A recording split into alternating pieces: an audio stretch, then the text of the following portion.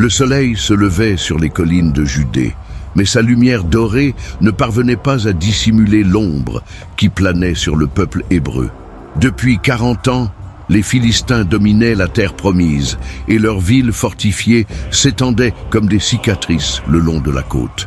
Leurs soldats défilaient sur les chemins poussiéreux, armés d'armures étincelantes et de lances aiguisées, réclamant des tribus, imposant leurs lois et vénérant leurs dieux étrangers. Les Hébreux vivaient courbés sous le joug, leurs voix étouffées, leurs autels profanés. Dans les champs de Juda et les montagnes d'Éphraïm, le peuple choisi de Dieu était devenu esclave sur sa propre terre. Les enfants grandissaient en écoutant des histoires murmurées sur les jours glorieux de Moïse et de Josué, où le Tout-Puissant combattait aux côtés de son peuple, mais ces temps semblaient aussi lointains que les étoiles dans le ciel nocturne.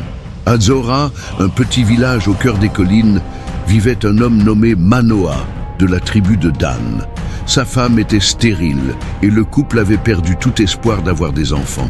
Mais Dieu n'avait pas oublié son peuple, même lorsque celui-ci semblait l'avoir abandonné. C'était une journée ordinaire, quand la femme de Manoah se trouvait seule dans les champs, ramassant de l'orge sous un soleil brûlant. Soudain, une silhouette apparut devant elle, radiante comme le feu lui-même, vêtue d'un habit plus brillant que la neige au soleil. C'était l'ange du Seigneur, et sa présence fit trembler la terre sous les pieds de la femme. Elle tomba à genoux, le cœur battant comme un tambour de guerre, sachant qu'elle se tenait face au divin. La voix de l'ange résonna comme un tonnerre lointain, mais ses paroles étaient douces comme une pluie sur la terre aride.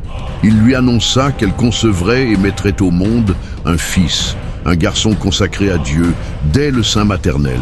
Ce fils serait nazaréen toute sa vie, séparé pour le Seigneur comme un vase sacré. Il ne devait jamais couper ses cheveux, ne jamais boire du vin ni aucune boisson forte, ne jamais toucher quoi que ce soit d'impur. Mais en échange de cette consécration, il recevrait une force surhumaine, un pouvoir que nul homme n'avait jamais possédé. Il commencerait à délivrer Israël des mains des Philistins, il serait le marteau de Dieu contre les oppresseurs de son peuple. La femme courut chez elle, trébuchant sur les pierres du chemin, les paroles de l'ange résonnant dans son esprit comme une musique céleste. Lorsqu'elle raconta tout à Manoah, celui-ci pouvait à peine y croire. Il pria avec ferveur, demandant que l'ange revienne pour leur expliquer comment élever cet enfant exceptionnel. Dieu entendit sa prière, et le messager céleste réapparut, cette fois devant les deux époux. Manoah offrit l'hospitalité, souhaitant préparer un repas, mais l'ange demanda seulement qu'ils offrent un sacrifice au Seigneur. Lorsque la flamme s'éleva de l'autel, l'ange s'éleva vers les cieux dans la propre flamme, laissant le couple prostré au sol, émerveillé et terrifié par la présence du sacré. Des mois passèrent et le ventre de la femme s'arrondit. Toute la communauté savait qu'un événement spécial se produisait. Les autres femmes chuchotaient à propos de songes prophétiques, de signes dans le ciel, d'un enfant qui serait différent de tous les autres. À l'heure de l'accouchement, les douleurs furent intenses, comme si la terre elle-même accouchait de quelque chose de nouveau. L'enfant naquit une nuit d'orage, où les éclairs déchiraient le ciel sombre et le vent hurlait sur les collines. C'était un garçon grand et vigoureux, aux cheveux noirs abondants depuis la naissance. Ses yeux brillaient d'une lueur étrange, et ses mains étaient déjà larges et puissantes. On lui donna le nom de Samson, signifiant « petit soleil », car il apporterait la lumière à son peuple dans les ténèbres de l'oppression. Dès les premiers jours, il était évident qu'il était différent. Il grandissait plus vite que les autres enfants, plus fort, plus agile. À 5 ans, il portait des pierres que des hommes adultes peinaient à soulever. À 10 ans, il brisait des cordes épaisses comme des fils de cheveux. À 15 ans, ses poings pouvaient fracasser du bois massif d'un seul coup.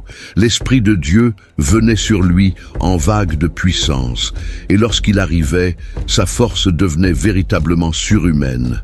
Mais avec un grand pouvoir venait une grande responsabilité, et Samson sentait le poids de son destin dès son jeune âge. Alors que d'autres enfants jouaient sans souci, il savait qu'il était né pour la guerre. Ses parents lui rappelaient constamment le vœu nazaréen, l'importance de garder ses cheveux intacts, l'interdiction de boire du vin ou de toucher les choses mortes. C'était un fardeau lourd pour un garçon, vivre en sachant que sa force dépendait de son obéissance, qu'un seul écart pourrait tout coûter. Les Philistins continuaient de dominer la terre. Leur garnison opprimait encore le peuple. Et chaque jour, Samson grandissait en sachant qu'un jour, il devrait les affronter seul.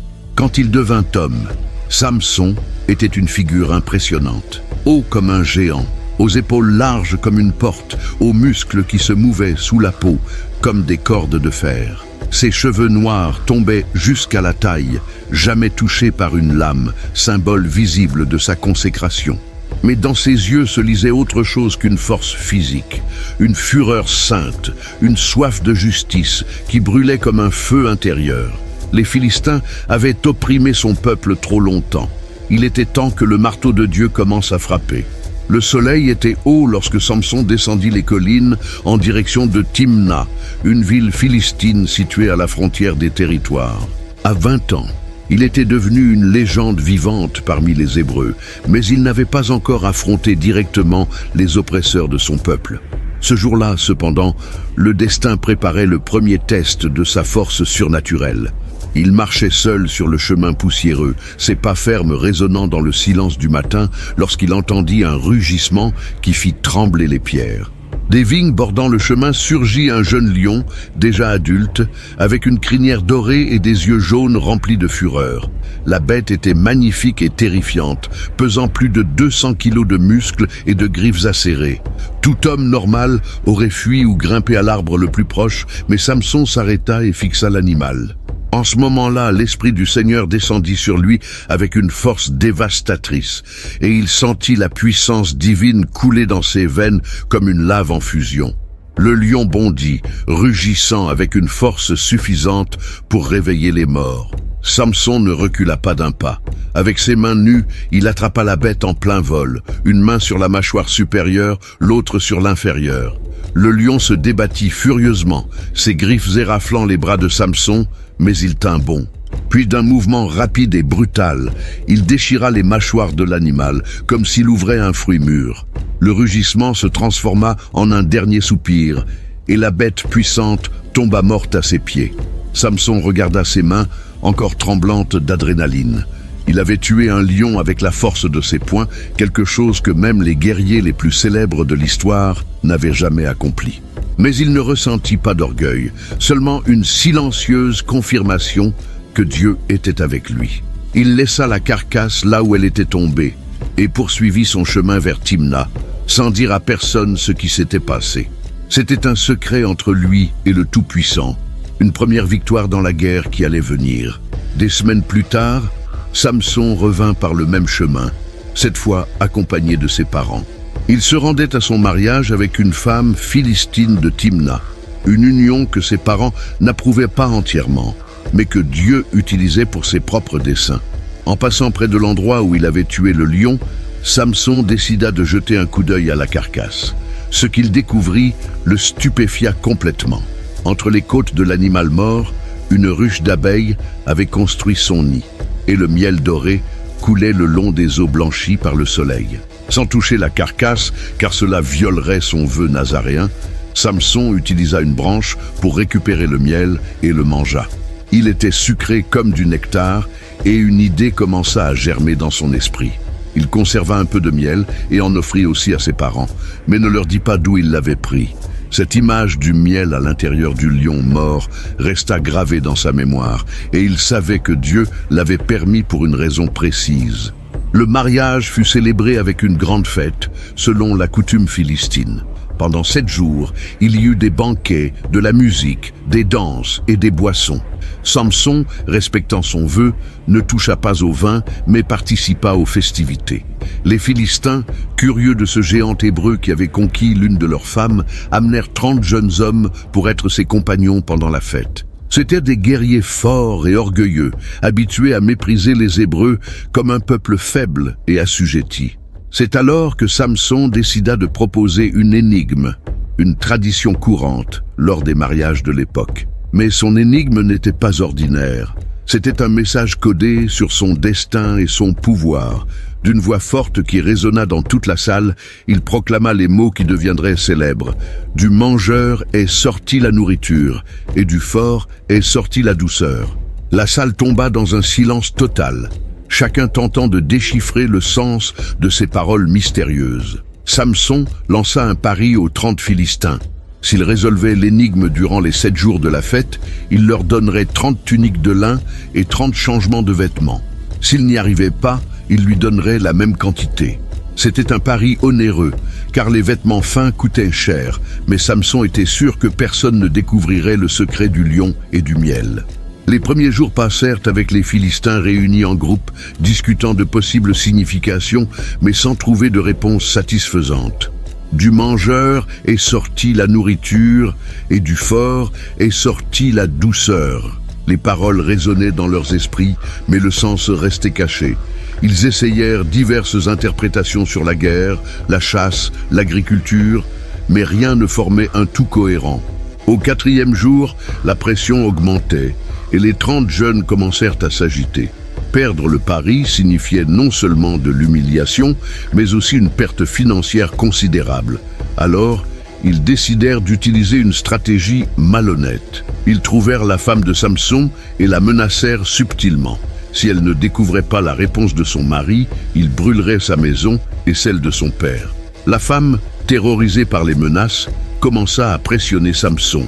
Elle pleurait, implorait, disait qu'il ne l'aimait pas vraiment s'il ne partageait pas son secret. Elle affirmait que c'était humiliant pour elle de ne pas connaître la réponse, tandis que son propre peuple la réclamait. Pendant 3 jours, elle insista, usant de tous les artifices de la séduction féminine, jusqu'à ce que Samson, las de cette pression constante, finisse par céder et révèle l'histoire du lion et du miel. Au 7e jour, peu avant la fin du délai, les 30 Philistins se présentèrent à Samson avec la réponse « Qu'y a-t-il de plus doux que le miel? Et qu'y a-t-il de plus fort que le lion ?» Samson sut immédiatement qu'il avait été trahi.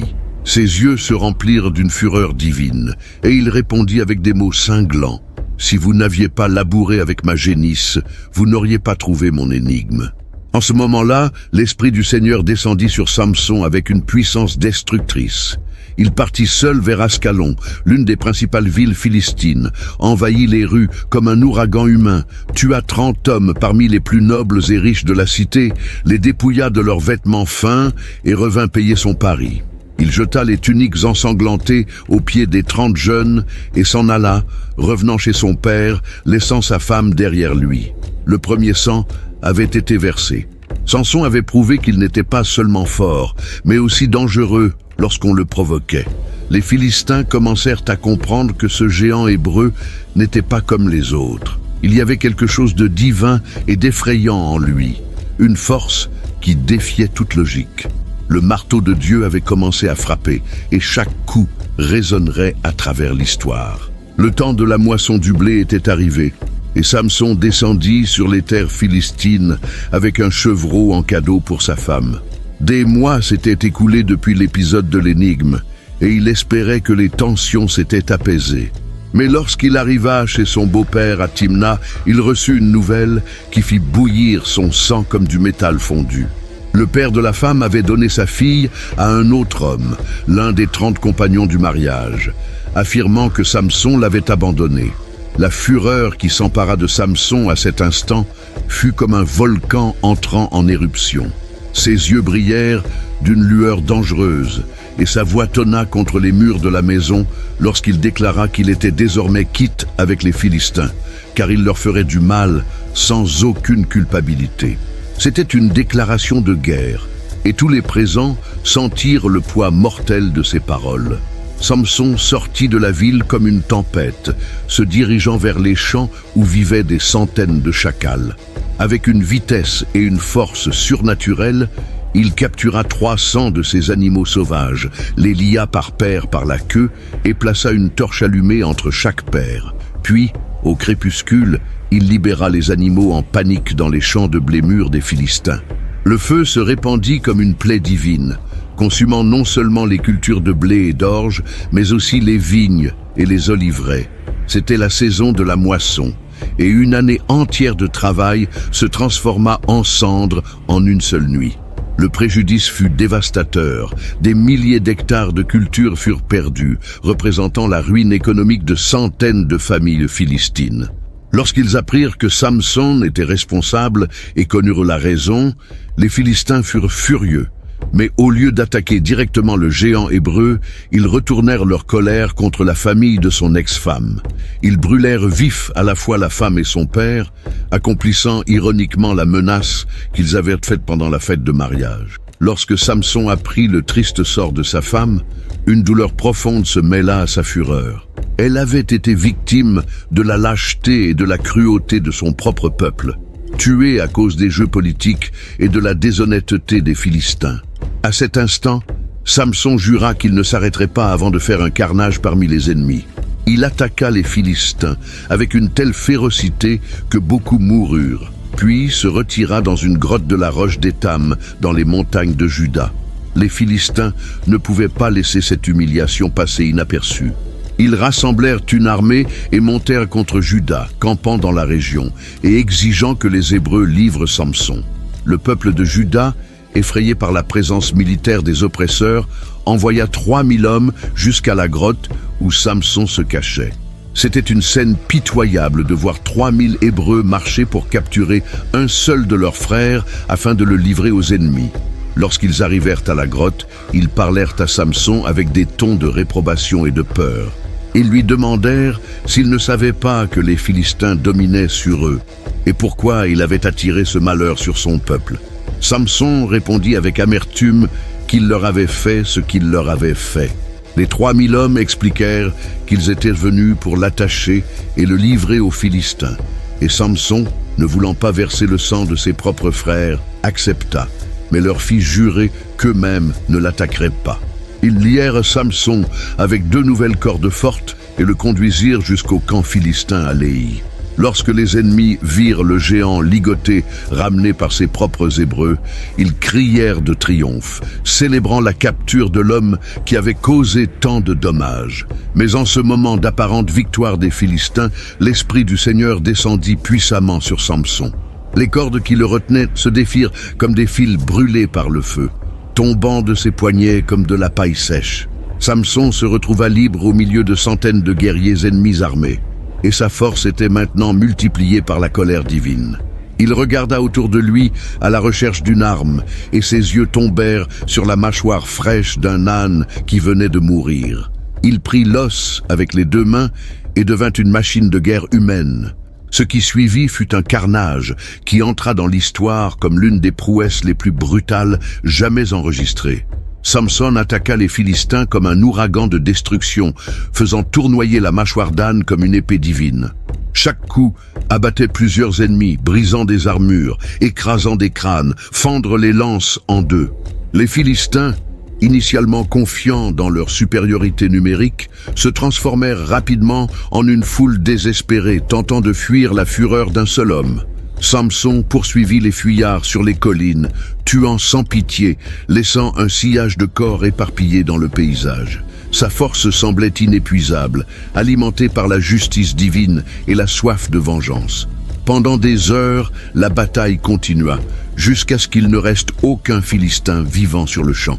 Lorsqu'il s'arrêta enfin, haletant et couvert de sang ennemi, Samson compta les cadavres alentour. Il avait tué exactement 1000 hommes avec une seule mâchoire d'âne. Relevant l'arme improvisée en l'air, Samson proclama d'une voix forte « Avec une mâchoire d'âne, j'ai fait une montagne, 2 montagnes. Avec une mâchoire d'âne, j'ai tué 1000 hommes. » C'était une déclaration de victoire, mais aussi une reconnaissance que Dieu avait agi à travers lui. Il jeta la mâchoire loin et appela cet endroit Ramath-Léhi, qui signifie « hauteur de la mâchoire ». Mais après la bataille, Samson ressentit une soif terrifiante, car il avait combattu sous un soleil brûlant pendant des heures. Il cria au Seigneur, reconnaissant que c'était Dieu qui lui avait accordé cette grande victoire et demandant qu'il ne meure pas de soif après avoir été sauvé des mains des incirconcis. Dieu entendit sa prière et fit jaillir de l'eau d'une crevasse dans le roc. Samson but, reprit des forces et vécut.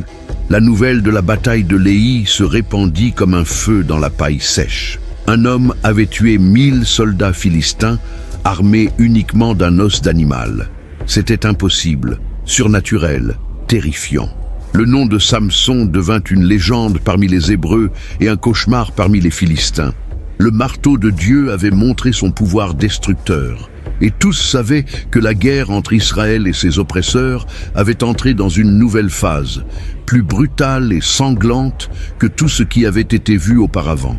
Gaza était la plus puissante des 5 villes philistines, une forteresse de pierre et de fer qui dominait les routes commerciales entre l'Égypte et la Mésopotamie. Ses remparts étaient hauts et épais, construits pour résister aux plus grandes armées, et ses portes étaient des chefs-d'œuvre de l'ingénierie militaire, fabriquées en bois massif, renforcés de bronze et de fer. Personne n'entrait ou ne sortait de Gaza sans la permission des seigneurs philistins, et la ville était considérée comme imprenable. C'est là que Samson se dirigeait une nuit sombre, des années après le carnage de Léhi. Le juge d'Israël était devenu une figure légendaire, redoutée par les ennemis et respectée par les Hébreux. Sa force continuait de croître, nourrie par l'Esprit de Dieu et par son dévouement aux vœux nazaréens. Ses cheveux tombaient maintenant presque jusqu'aux genoux, une masse noire et luisante qui symbolisait sa consécration divine. Mais Samson était aussi un homme de passions intenses. Et cette nuit-là, à Gaza, il était allé rendre visite à une prostituée, une décision qui faillit lui coûter la vie. Les espions philistins étaient toujours vigilants, attendant une occasion de capturer ou de tuer le géant hébreu. Lorsqu'ils apprirent que Samson était entré à Gaza et se trouvait dans la maison d'une courtisane, ils virent la chance parfaite pour une embuscade. Ils cerclèrent silencieusement la maison, placèrent des archers sur les toits voisins et fermèrent toutes les portes de la ville. Puis ils s'installèrent pour attendre. Ils savaient que Samson devrait sortir le matin, et lorsqu'ils tenteraient de passer par la porte principale, ils tomberaient dans leur piège mortel. Toute la nuit, des centaines de guerriers philistins attendirent dans un silence mortel. Certains se cachèrent dans les ombres près de la maison, d'autres occupèrent des positions stratégiques dans les rues menant aux portes. C'était la plus grande opération militaire jamais organisée pour capturer un seul homme. Mais tous savaient que Samson valait une armée entière. Le plan était parfait, et les commandants philistins goûtaient déjà la victoire. Enfin, le terroriste hébreu paierait pour toutes les humiliations qu'il avait infligées à leur peuple. Mais Samson n'était pas un homme ordinaire, et ses instincts de guerrier étaient toujours en alerte. Vers minuit, un mouvement suspect, ou peut-être une inspiration divine, l'alerta sur le danger. Il se leva silencieusement, regarda par la fenêtre, et vit les ombres des hommes armés positionnés dans les rues. Un sourire féroce traversa son visage. Les Philistins pensaient l'avoir capturé, mais ils étaient sur le point de découvrir pourquoi on l'appelait le marteau de Dieu. Au lieu d'essayer de s'échapper furtivement ou de combattre dans les rues étroites où il serait encerclé, Samson décida de faire quelque chose que personne n'attendait. Il marcha directement vers la porte principale de la ville où la principale embuscade était tendue. Les gardes le virent approcher et crièrent l'alerte, mais avant qu'il ne puisse réagir correctement, Samson était déjà sur eux. Avec une force colossale, il saisit les 2 battants de la porte géante, ainsi que les piliers latéraux et la traverse supérieure. C'était une structure qui pesait plusieurs tonnes, construite pour durer des siècles. Ce qui suivit fut l'un des exploits les plus impossibles de l'histoire humaine. Samson arracha tout le système de la porte du sol, le souleva sur ses épaules comme s'il s'agissait d'un fagot de bois et commença à marcher. Les Philistins restèrent paralysés de stupeur et de terreur. Ils voyaient un homme porter seul une structure qui nécessitait normalement des dizaines de bœufs et des équipements spéciaux pour être déplacés. C'était une démonstration de pouvoir aussi surnaturel que certains guerriers fuirent simplement, convaincus qu'ils affrontaient un démon ou un dieu. Mais Samson n'avait pas terminé. Portant les portes de Gaza sur les épaules, il commença à gravir la montagne située devant la ville. C'était une ascension abrupte et difficile, qui laisserait un homme normal épuisé, même sans charge aucune. Samson effectua tout le trajet en portant des tonnes de bois, de bronze et de fer, ses muscles travaillant comme des machines divines. sa respiration restant contrôlée et forte. À chaque pas, il s'éloignait davantage de Gaza, laissant derrière lui une ville sans porte, vulnérable et humiliée. Lorsqu'il atteignit le sommet de la montagne, située devant Hébron, à environ 60 km de Gaza, Samson déposa enfin sa charge impossible. Les portes de Gaza restèrent là, en haut de la montagne, comme un monument à la force surnaturelle et un symbole de l'humiliation des Philistins. Tout voyageur passant par cette route pouvait voir les portes et savoir que le pouvoir des oppresseurs n'était pas absolu. Il y avait quelqu'un qui pouvait défier leur force, quelqu'un qui rendait l'impossible trivial. La nouvelle de ce qui s'était produit à Gaza se répandit plus vite qu'un incendie dans la paille sèche. Les Philistins furent sous le choc, incapables de comprendre comment un seul homme avait accompli une telle prouesse. Gaza resta sans défense pendant des semaines jusqu'à ce que de nouvelles portes puissent être construites et installées. Mais les dommages psychologiques furent bien plus grands que physiques. Le mythe de l'invincibilité philistienne avait été brisé par un géant hébreu qui portait les portes des villes comme des jouets. Parmi les Hébreux, l'histoire des portes de Gaza devint une source d'espoir et de fierté. Pendant 40 ans, ils avaient vécu courbés sous le joug philistin, croyant être trop faibles pour résister. Mais maintenant, ils savaient que Dieu avait levé un libérateur parmi eux, un homme assez fort pour défier des empires entiers. Les enfants hébreux jouaient à être Samson, imitant le geste de porter des portes imaginaires, et les anciens racontaient l'histoire autour des feux, ajoutant toujours de nouveaux détails épiques. Samson poursuivit son voyage de retour vers les montagnes de Juda, laissant derrière lui Gaza, blessé, et un peuple ennemi humilié. Il avait prouvé une fois de plus que le pouvoir de Dieu agissant à travers un homme consacré pouvait accomplir l'impossible. Mais il avait aussi démontré quelque chose de plus subtil et plus dangereux, que sa force le plaçait au-dessus des lois normales de la guerre et de la diplomatie. Il était une force de la nature, un ouragan humain, et même ses ennemis les plus puissants ne pouvaient prévoir ni contenir ses actions. Les portes de Gaza restèrent en haut de la montagne pendant de nombreuses années, rappel silencieux qu'il existe des limites au pouvoir humain, mais pas au pouvoir divin. Et Samson continua sa guerre solitaire contre les Philistins, sachant que chaque victoire le rapprochait davantage de son destin final, mais inconscient que sa plus grande faiblesse ne serait pas trouvée sur un champ de bataille, mais dans le cœur d'une femme. Dans la vallée de Sorek, où les vignes poussaient en rangées ordonnées et les oliviers offraient une ombre fraîche, vivait une femme qui serait rappelée par l'histoire comme la perdition du plus fort des hommes. Son nom était Dalila, et sa beauté était légendaire dans toute la région. Elle avait les cheveux noirs comme la nuit, les yeux sombres comme des puits profonds, et une grâce naturelle qui faisait comporter les hommes puissants comme des enfants. Mais Dalila était plus que belle. Elle était intelligente, ambitieuse, et savait exactement comment utiliser ses charmes pour obtenir ce qu'elle voulait. Samson la rencontra lors d'un de ses voyages sur le territoire philistin, et il fut fasciné dès le premier regard. Après des années de guerre et de solitude, de porter seul le fardeau d'être le libérateur d'Israël, il trouva enfin quelqu'un qui lui faisait oublier ses responsabilités. Dalila était différente des autres femmes qu'il avait connues. Elle n'était pas intimidée par sa force physique, ne le traitait pas comme une curiosité ou un monstre. Avec elle, Samson pouvait être simplement un homme amoureux.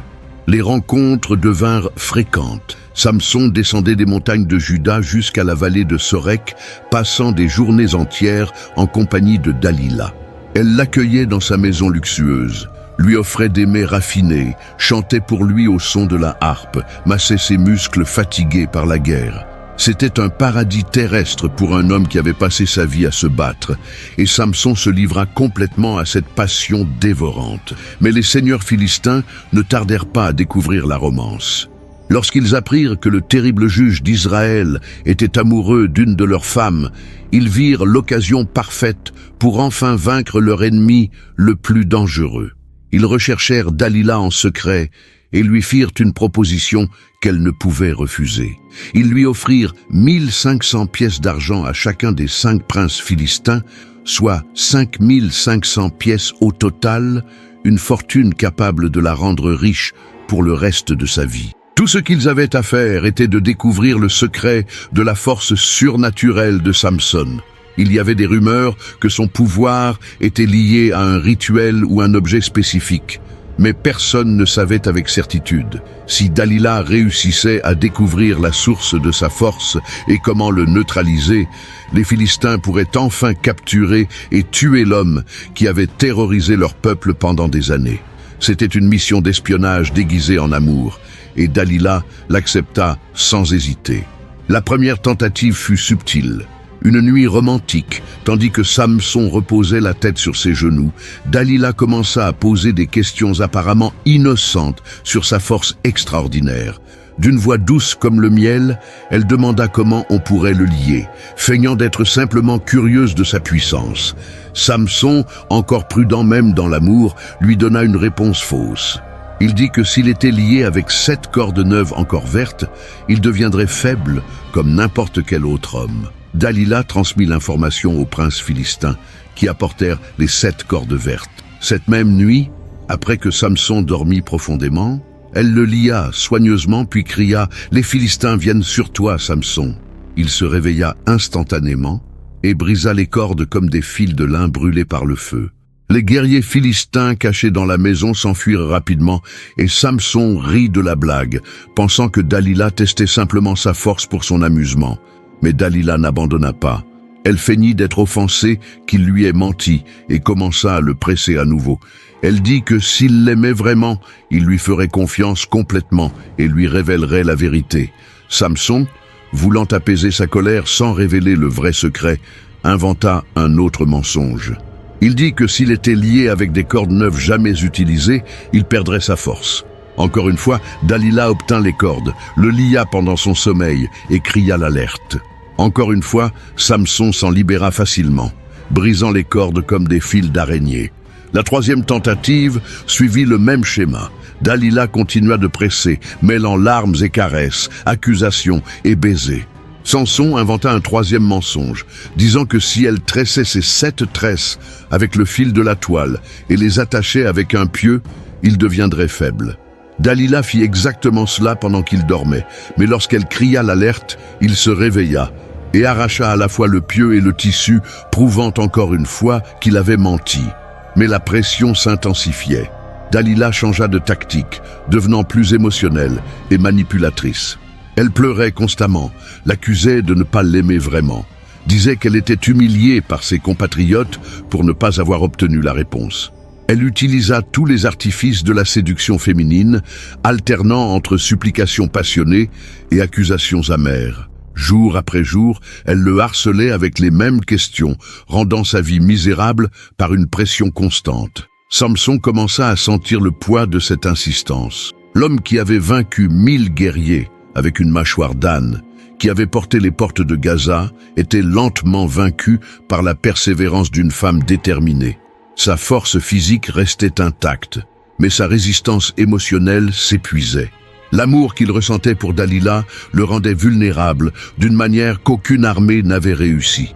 Finalement, après des semaines de pression constante, Samson ne supporta plus. Son âme était tourmentée jusqu'à presque mourir, et il prit la décision qui changerait le cours de sa vie et de l'histoire d'Israël. Il regarda dans les yeux sombres de Dalila et décida de révéler la vérité complète. Il dit qu'il n'avait jamais passé de rasoir sur sa tête car il était nazaréen depuis le ventre de sa mère. S'il était rasé, sa force le quitterait et il deviendrait faible comme n'importe quel autre homme. Dalila sut immédiatement que cette fois-ci, il disait la vérité.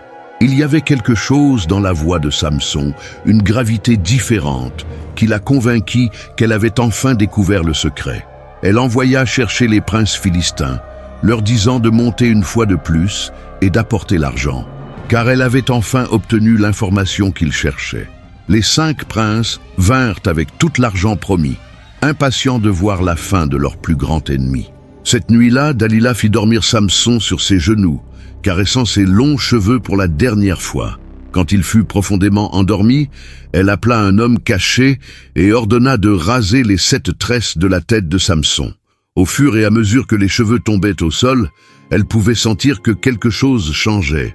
Le corps puissant qui reposait sur ses genoux semblait perdre son énergie vitale, comme si une force invisible le quittait.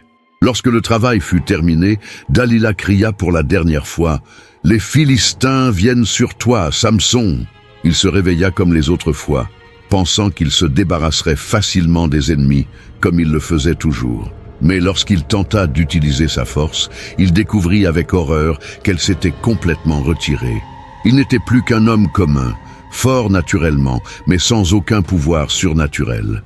Les Philistins se jetèrent sur lui comme des loups affamés. Après des années de terreur et d'humiliation, ils avaient enfin le destructeur de leur peuple entièrement à leur merci. Le marteau de Dieu avait été brisé par la trahison de l'amour, et le prix de la passion serait payé avec une souffrance au-delà de l'imagination humaine. Le cri d'agonie qui résonna dans les couloirs du palais philistin à Gaza fut tellement terrifiant que même les soldats les plus expérimentés frémirent. Samson, l'homme qui avait terrorisé 5 villes pendant des décennies, était torturé par ses ravisseurs avec une cruauté raffinée et calculée. Ils avaient décidé qu'une mort rapide serait trop clémence pour celui qui avait causé tant de souffrance au peuple philistin. Ils voulaient qu'il vive, mais d'une façon pire que la mort. Les princes philistins se réunirent autour du prisonnier enchaîné, leur visage brillant d'une soif de vengeance enfin apaisée.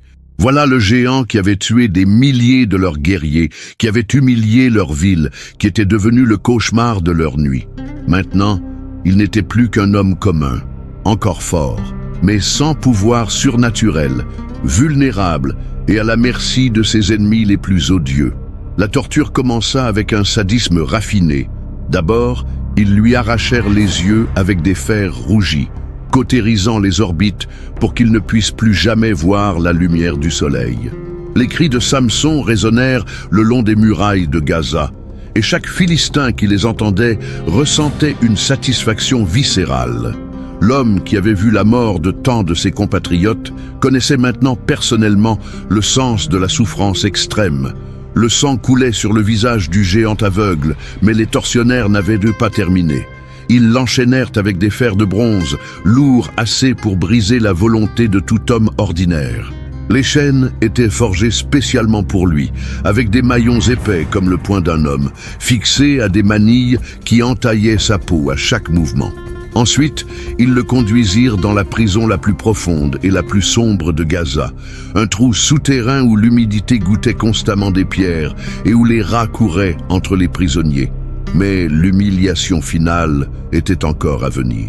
Les Philistins décidèrent que Samson travaillerait comme un animal de trait, moulant les grains dans la prison comme le plus bas des esclaves. C'était un travail traditionnellement fait par les femmes ou les bœufs, une occupation dégradante qui symbolisait sa chute complète de la position de juge d'Israël à celle de bête de charge. Jour après jour, semaine après semaine, l'homme qui avait porté les portes de Gaza marchait en cercle, poussant la lourde meule de pierre, ses pieds nus sanglants sur le sol rugueux. La routine de la prison était brutalement monotone. Samson se réveillait avant l'aube avec les cris des gardes, recevait un bol de bouillie claire et des morceaux de pain moisi, puis était conduit aux chaînes de la meule. Pendant 12 heures consécutives, il marchait en cercles interminables, ses muscles se contractant sous l'effort constant, son esprit luttant contre la folie qui menaçait de le consumer dans les ténèbres perpétuelles de sa cécité. Les autres prisonniers le regardaient avec un mélange de pitié et d'admiration. Certains avaient entendu les histoires de ses prouesses lorsqu'il était libre et pouvaient à peine croire que cet homme brisé était le même qui avait vaincu des armées entières. D'autres, des Philistins capturés dans de petites batailles, crachaient dans sa direction chaque fois qu'il passait, le blâmant pour leur propre malheur. Mais tous reconnaissaient qu'il y avait encore quelque chose de majestueux dans ce géant aveugle, une dignité que ni la torture, ni l'humiliation n'avaient pu détruire complètement. Pendant les premiers mois de captivité, Samson lutta contre le désespoir qui menaçait de l'engloutir comme une vague noire. La douleur physique des tortures avait diminué avec le temps, mais l'agonie mentale était constante et implacable. Il se souvenait de Dalila, de la douceur de ses mains, de la douceur de ses baisers, et ressentait une fureur si intense qu'il tremblait. Il avait été trahi par le seul être humain en qui il avait totalement confié, vendu pour de l'argent comme un animal sur le marché. Mais progressivement, au fond de sa prison souterraine, Samson commença à redécouvrir quelque chose qu'il avait perdu pendant des années de victoires faciles et de pouvoir absolu, sa relation avec Dieu. Durant les longues heures de marche en cercle, il commença à prier à nouveau, ne demandant pas de force pour détruire des ennemis, mais cherchant le pardon pour ses échecs et la sagesse pour comprendre sa souffrance. Il avait brisé son vœu nazaréen, il s'était livré à la luxure, il avait mis sa passion au-dessus de sa mission. Maintenant, il payait le prix de ses choix. Les mois se transformèrent en années, et lentement, un changement commença à se manifester chez le prisonnier aveugle. Ses cheveux, rasés la nuit de la trahison, commencèrent à repousser. C'était un processus lent, presque imperceptible au début, mais progressivement, les tresses noires revinrent sur ses épaules. Les gardes philistins ne prêtèrent pas beaucoup d'attention à la croissance des cheveux d'un prisonnier aveugle et apparemment inoffensif. Pour eux, Samson n'était qu'un autre esclave brisé, incapable de causer aucun problème. Mais Samson sentait la différence. Chaque semaine qui passait, il percevait une énergie subtile revenir à son corps. Ce n'était pas encore la force surnaturelle d'autrefois, mais le début de quelque chose. Ses prières devinrent plus ferventes, son repentir plus profond. Il commença à comprendre que Dieu ne l'avait pas complètement abandonné, que peut-être il y avait encore un but pour sa vie, même dans cette condition misérable. Les Philistins, de leur côté, commencèrent à s'habituer à la présence de leurs prisonniers célèbres. La terreur que le nom de Samson avait inspirée pendant des décennies fut progressivement remplacée par un sentiment de victoire permanente. Des visiteurs d'autres villes venaient spécifiquement à Gaza pour voir le puissant juge d'Israël réduit à un meunier aveugle. C'était une attraction touristique, un trophée vivant de la supériorité philistienne sur les Hébreux. Les enfants philistins étaient amenés par leurs parents pour voir l'homme qui avait été le cauchemar d'une génération. Ils pointaient vers lui à travers les barreaux, riant de son apparence misérable et de ses mouvements mécaniques autour de la meule. Certains lançaient des pierres ou des restes de nourriture, tandis que les adultes racontaient des histoires exagérées sur la façon dont il avait été finalement capturé grâce à la supériorité intellectuelle des princes philistins. Mais dans les profondeurs de son âme, Samson maintenait une flamme que nulle humiliation ne pouvait éteindre complètement. C'était la flamme de la foi, nourrie par le souvenir de ce qu'il avait été, et l'espoir que Dieu n'avait pas encore terminé avec lui. Ses lèvres murmuraient des prières constantes pendant qu'il marchait, demandant force non pour s'échapper, mais pour accomplir tout projet final que le Tout-Puissant avait encore réservé pour sa vie. Les cheveux continuaient de pousser, longs et sombres comme au jour de gloire. Et avec eux, très lentement, presque imperceptiblement, la force commençait à revenir au corps du géant aveugle. Les Philistins ne remarquaient pas, trop occupés avec leur célébration de victoire, pour prêter attention aux détails. Mais Samson sentait et attendait et priait. Le marteau de Dieu avait été brisé, mais peut-être pouvait-il encore donner un dernier coup dévastateur. Le temple de Dagon à Gaza était une merveille architecturale qui symbolisait la puissance et la richesse des Philistins. Construit en l'honneur du dieu Poisson, la principale divinité du peuple de la mer, l'édifice était soutenu par 2 colonnes centrales massives, chacune taillée dans un seul bloc de calcaire et décorée de reliefs complexes. Entre ces colonnes se trouvait l'autel principal, où des sacrifices étaient offerts aux dieux qui supposément avaient livré Samson entre les mains de ses dévots. C'était la fête annuelle de Dagon, et toute Gaza était en liesse. Des milliers de Philistins s'étaient rassemblés dans le temple et autour de lui, célébrant non seulement leur Dieu, mais aussi la capture du terrible juge d'Israël. 2 ans s'étaient écoulés depuis que Samson avait été emprisonné.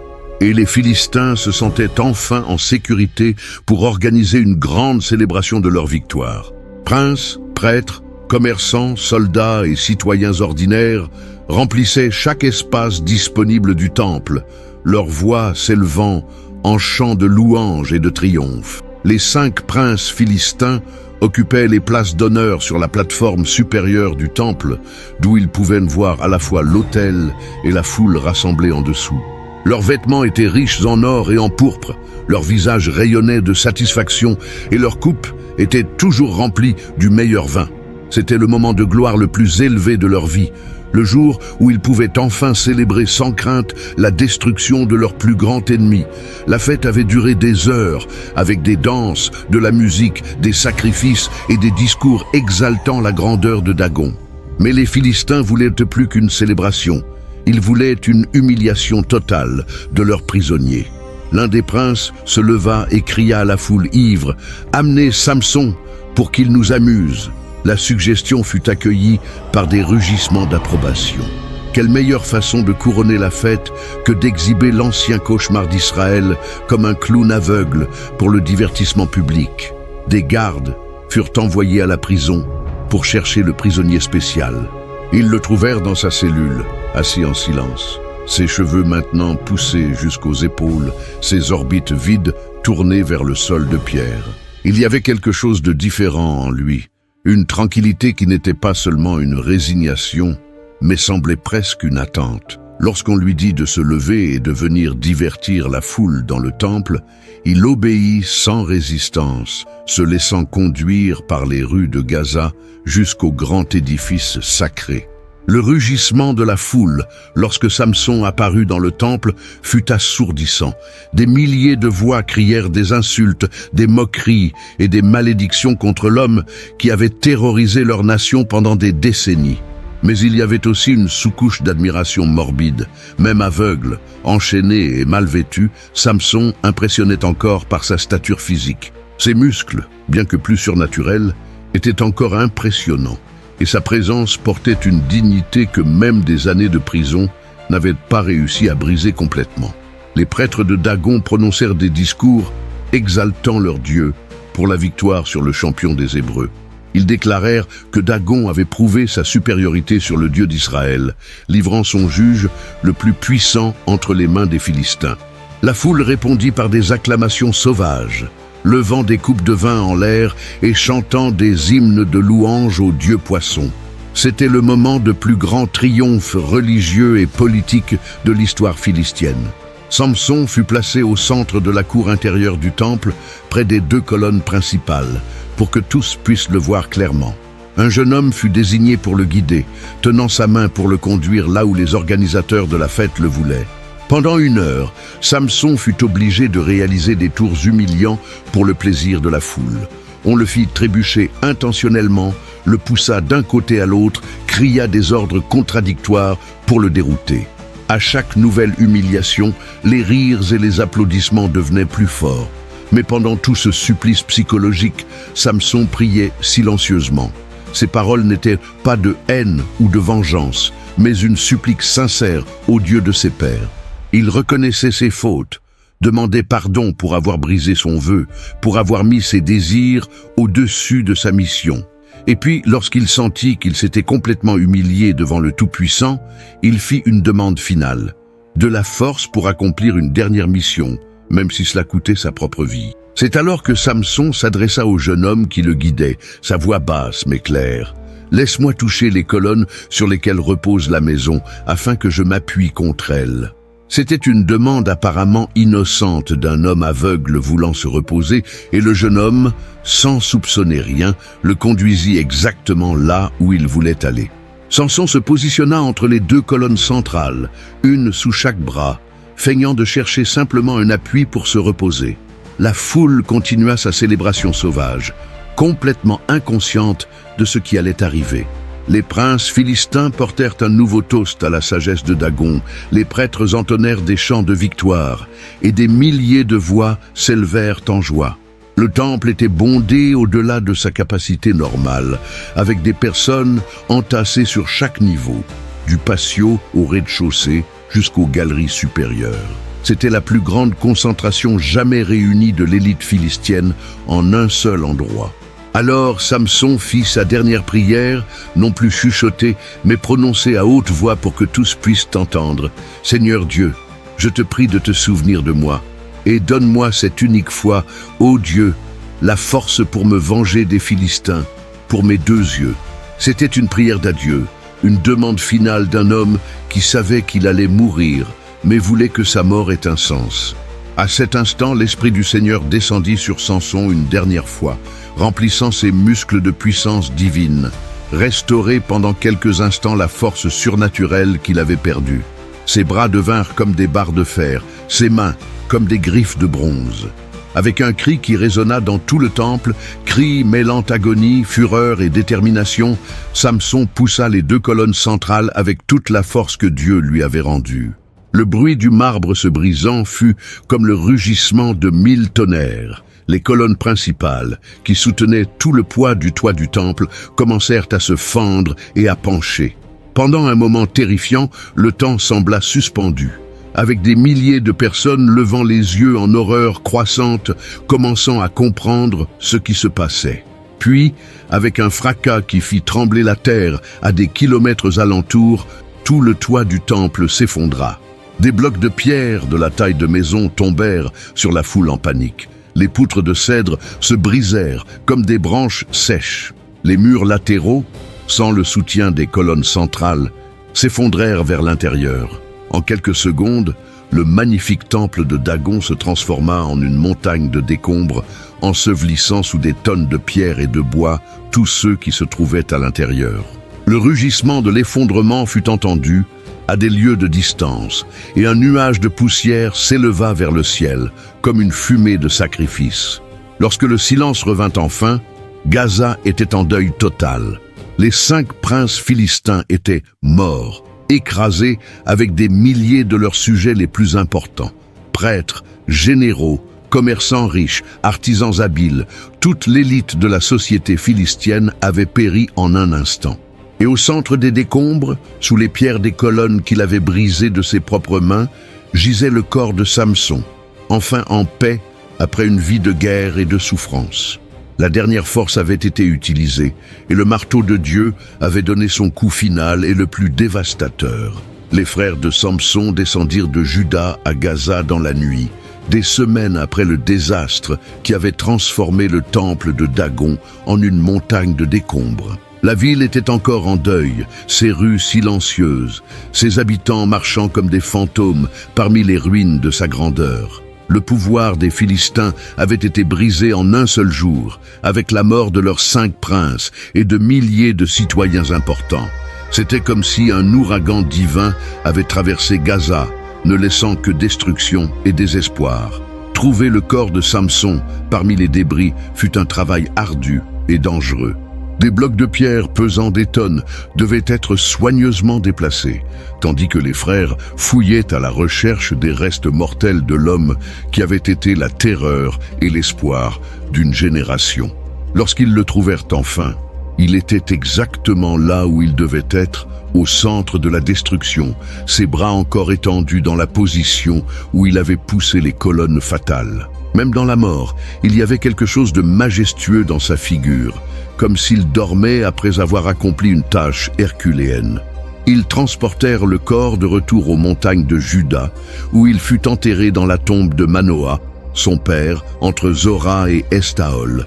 C'était un enterrement simple, sans grande cérémonie, mais toute la tribu de Dan était présente, ainsi que des représentants d'autres tribus d'Israël. Des hommes endurcis par la guerre pleuraient ouvertement, se souvenant des fois où Samson avait combattu seul contre des centaines d'ennemis. Des femmes qui avaient perdu mari et fils dans les guerres contre les Philistins chuchotaient des prières de gratitude pour celui qui avait vengé leur mort. Les histoires sur Samson commencèrent à se répandre avant même que son corps ne fût froid dans la tombe. Chaque personne ayant témoigné d'une de ses prouesses racontait et répétait les détails, ajoutant toujours de nouveaux éléments épiques. Le lion tué à main nue devenait plus grand et plus féroce à chaque narration. Les 1000 Philistins tués à Léhi se transformaient en 2000, puis en 3000. Les portes de Gaza grossissaient en taille et en poids jusqu'à paraître impossibles à déplacer, même pour 10 hommes. Mais derrière les légendes et les exagérations, il y avait une vérité fondamentale qu'aucun conteur d'histoire ne pouvait déformer. Samson avait été un homme réel, qui avait accompli des choses réellement extraordinaires. Pendant 20 ans, il avait servi comme juge d'Israël, non par la sagesse politique ou la compétence diplomatique, mais par la force brute et le courage surnaturel. Il avait affronté seul le peuple qui opprimait sa nation, combattant une guerre personnelle qui s'était progressivement transformée en libération nationale. Les Hébreux des générations suivantes se souvenaient de Samson comme le dernier des grands héros, l'homme qui avait prouvé que Dieu combattait encore aux côtés de son peuple choisi. Les enfants jouaient à être Samson, mettant en scène ces batailles célèbres avec des épées en bois et des rugissements de jouets. Les jeunes guerriers invoquaient son nom avant d'entrer en combat, espérant recevoir une fraction de sa force légendaire. Les anciens racontaient ces histoires autour des feux, terminant toujours par la même morale. Ne sous-estimez jamais le pouvoir de Dieu agissant à travers un homme véritablement consacré. Mais Samson devint aussi un symbole d'avertissement, une leçon sur les dangers de l'orgueil et de la passion débridée. Rabbins et prophètes utilisaient son histoire pour enseigner sur les conséquences de la désobéissance, sur la façon dont même les plus puissants peuvent tomber lorsqu'ils abandonnent les principes qui les soutiennent. Il avait été invincible au combat, mais vulnérable à la tromperie féminine. Il avait vaincu des armées, mais n'avait pas réussi à vaincre ses propres faiblesses. La figure de Samson était trop complexe pour s'adapter à des catégories simples d'héros ou de vilains. Il était simultanément le libérateur le plus puissant d'Israël et le juge le plus défaillant. Ses victoires étaient spectaculaires, mais ses échecs étaient tout aussi dramatiques. Il avait sauvé son peuple de l'oppression philistienne, mais avait aussi brisé des vœux sacrés et cédé à la luxure. Il était un géant spirituel et un homme ordinaire, un instrument de Dieu et un pécheur comme n'importe qui. Les Philistins, de leur côté, ne se remirent jamais complètement du coup que Samson leur avait porté. La destruction de leur élite dirigeante créa un vide de pouvoir qui dura des générations. Leurs cités-États entrèrent en conflit les unes avec les autres, disputant le contrôle que les 5 princes morts à Gaza avaient exercé. Le pouvoir militaire qui avait dominé la région pendant des décennies se fragmenta, permettant à d'autres nations, dont Israël, de gagner en force et en influence. Décennies après la mort de Samson, lorsque David devint roi d'Israël, il put conquérir des territoires philistins qui avaient été imprenables pendant la vie du juge de Dan. C'était comme si la mort de Samson avait brisé non seulement le temple de Dagon, mais aussi l'esprit d'invincibilité qui avait rendu les Philistins si redoutables.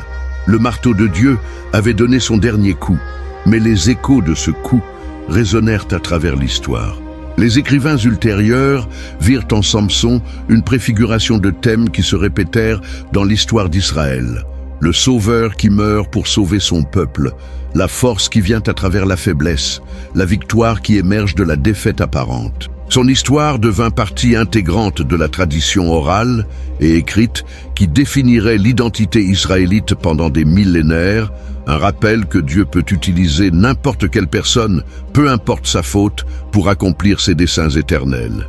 Aujourd'hui, plus de 3000 ans plus tard, le nom de Samson évoque encore des images de force incomparables et de tragédie humaine. Il demeure comme l'un des personnages les plus fascinants et controversés de la littérature antique, un homme qui fut simultanément plus et moins qu'il ne semblait être. Sa force physique était légendaire, mais sa force morale était discutable. Sa foi était authentique, mais sa discipline était défaillante. Il était capable d'actes d'héroïsme sublime et de moments de faiblesse honteuse. L'archéologie moderne a trouvé des preuves de la présence philistienne dans l'ancienne Palestine, confirmant le contexte historique des récits sur Samson. Les fouilles à Gaza, Ascalon et d'autres villes ont révélé des temples, des fortifications et des artefacts correspondant aux descriptions bibliques. Bien qu'il n'y ait pas de preuves archéologiques directes de l'existence de Samson en tant qu'individu, le monde dans lequel il a supposément vécu est historiquement vérifiable, donnant crédibilité au noyau factuel de ces histoires. Les chercheurs modernes débattent de savoir si Samson était une personne réelle ou une figure mythique créée pour symboliser la résistance israélite contre l'oppression étrangère. Certains le voient comme un héros populaire basé sur plusieurs guerriers réels, dont les prouesses ont été combinées et exagérées au fil des siècles. D'autres argumentent que les récits contiennent trop de détails précis pour être purement fictionnels, suggérant que certaines des histoires ont au moins une base historique. Indépendamment de son authenticité littérale, Samson est devenu un archétype culturel durable. Il représente le guerrier solitaire qui lutte contre des odds impossibles, l'homme ordinaire touché par le divin pour accomplir des exploits extraordinaires, le héros tragique dont la plus grande force est aussi sa plus grande faiblesse. Artistes, écrivains et cinéastes ont réinterprété son histoire à plusieurs reprises, chaque génération trouvant de nouveaux sens dans ses victoires et ses échecs. Dans la tradition juive, Samson est rappelé comme l'un des Shoftim, les juges qui ont régi Israël avant la monarchie. Son inclusion parmi ses leaders, malgré ses échecs évidents, suggère une compréhension que Dieu peut utiliser des instruments imparfaits pour accomplir des desseins parfaits. Les rabbins médiévaux et modernes ont largement discuté des leçons morales et spirituelles de sa vie, le voyant à la fois comme un modèle à suivre et un exemple à éviter. Le christianisme primitif vit en Samson une figure typologique, un précurseur du Messie qui sacrifierait sa vie pour sauver son peuple. La lettre aux Hébreux le liste parmi les héros de la foi, se concentrant sur sa confiance finale en Dieu plutôt que sur ses échecs moraux. Cette interprétation souligne la capacité de Dieu à racheter même les plus défaillants de ses serviteurs, transformant leurs erreurs en instruments de salut. Dans le monde islamique, bien que Samson ne soit pas mentionné directement dans le Coran, certaines traditions l'identifient à des figures prophétiques mentionnées dans des textes postérieurs. Cette appropriation interculturelle démontre l'attrait universel de son histoire, comme récit sur la force, la faiblesse, la tentation et la rédemption finale.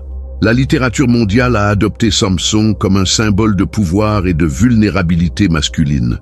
De Milton, dans Samsonagoniste, aux œuvres contemporaines, les écrivains ont exploré les thèmes psychologiques et spirituels de son histoire. Il représente le conflit éternel entre devoir et désir, entre vocation divine et nature humaine, entre force physique et faiblesse émotionnelle.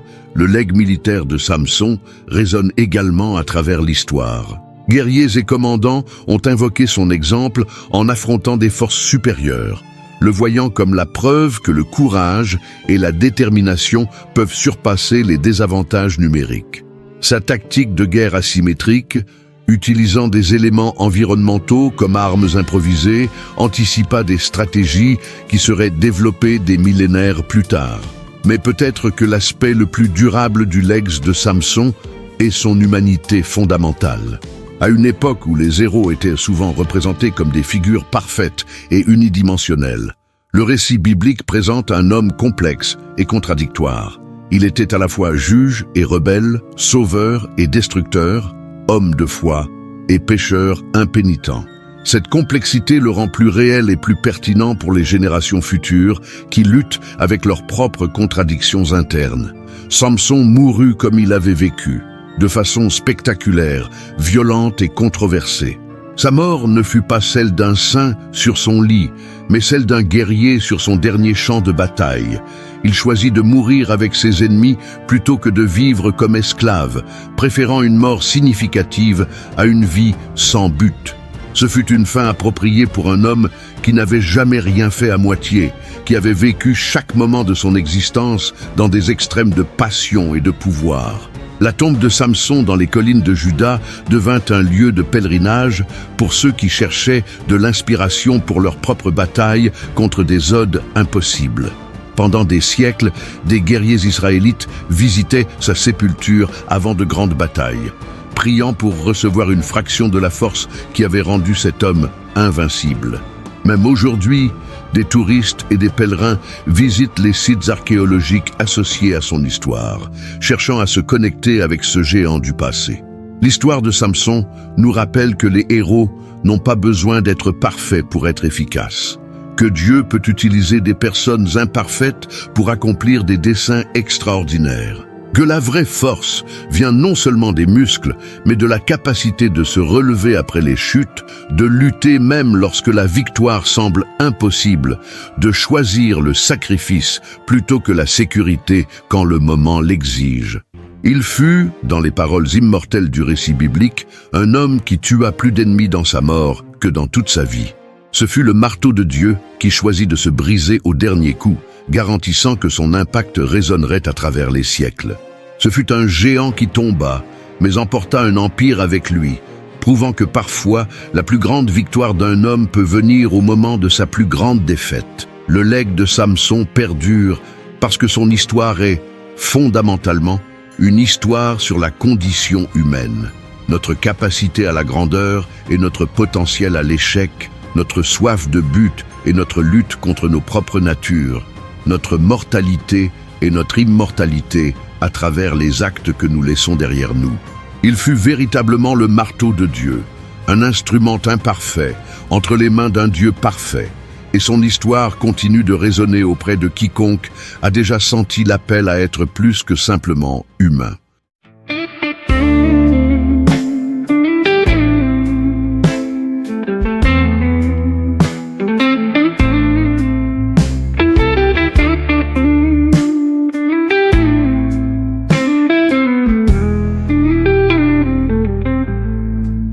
City lights are fading, a lonely guitar plays.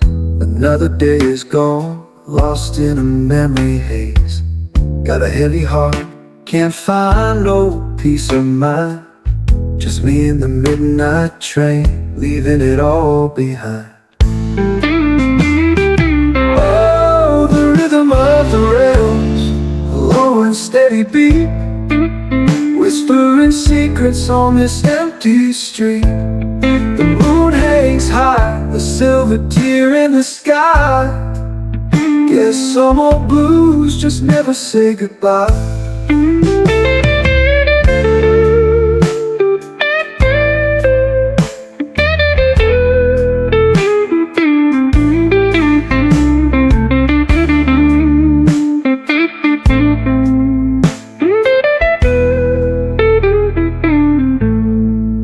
Used to walk these sidewalks, holding on to your hand.